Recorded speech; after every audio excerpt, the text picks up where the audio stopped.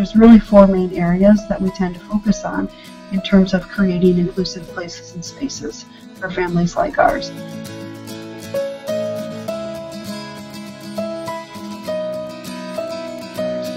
The first is environment. What does the room look like? If you have pictures on the wall, do you have pictures that represent all families, or do you only have a picture that has a mom and a dad?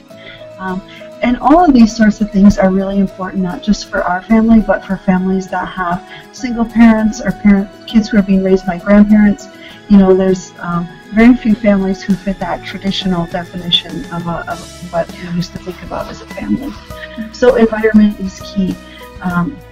The second is language. You know, how do the adults and the children talk in the classroom? Do they use words that are inclusive? Do they say, all right, boys and girls, come on, we're going to line up?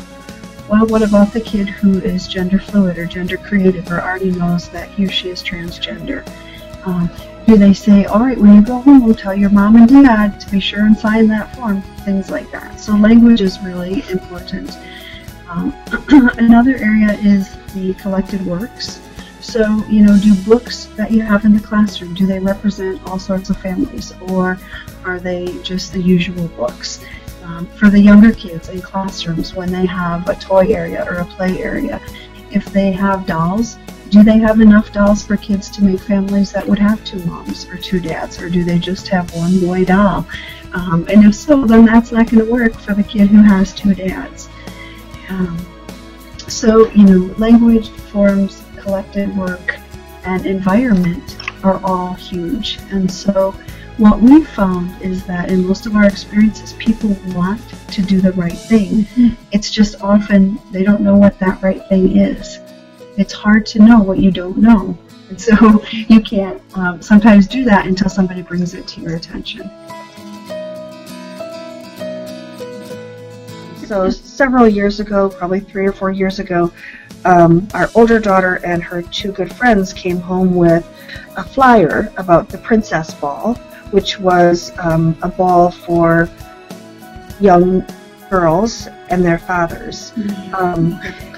The older children were able to read, they read through it, and then they proceeded to tear up the pieces of paper, stomp on them, throw them, and talk about how that didn't include everybody.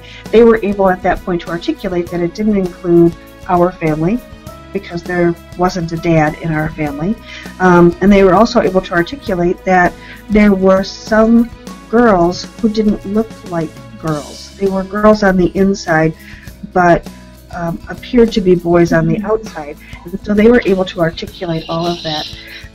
So given that response from our kids, Kim took the lead along with some of our other straight allies to go to the school district and really advocate for change about this long-standing princess dance that had been happening in our schools for a very long time. It didn't happen immediately. There wasn't change. It took 2 years for the change.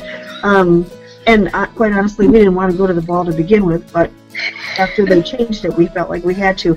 It was the most wonderful, inclusive situation this past year, and people who have been going for years said it was so lovely to see so many more kids out there dancing and enjoying themselves and having a great time.